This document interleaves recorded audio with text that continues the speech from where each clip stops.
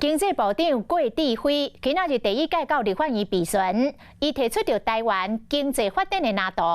伊佫讲台湾的科技实力，伫个人工智慧的时代是扮演着关键的角色。郭部长特别来点名着国内的 IC， 也就是晶片设计厂商，讲台湾将要来投入着先进的晶片的研发甲创新。具体目标是要让台湾晶片的设计业者伫个5年内争取哩全世界前2名。应该有点紧张吧？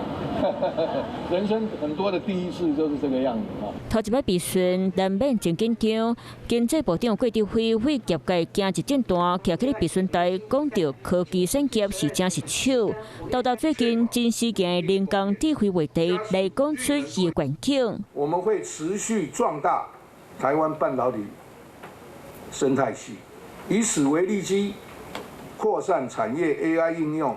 让台湾在全球 AI 浪潮下站稳领先的地位。我发现您的发言非常的简短，但是只回答重点，不啰嗦啦哈。尤其在新竹科学园区，很多人都抱持着正面的状态。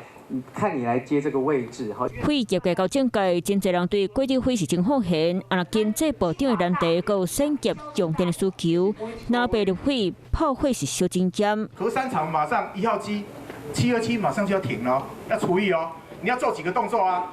第一个，你先提出你的执照更新的申请。在这个法的这个框架之下，我必须要依法行事。核电的一个 backup 也是。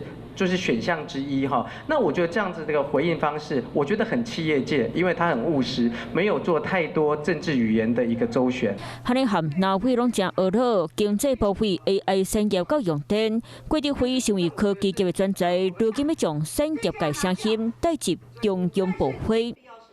Hello， 我是易景，想要抢先掌握最及时的新闻资讯吗？赶快订阅、按赞、开启小铃铛，锁定华视新闻的 YouTube 频道。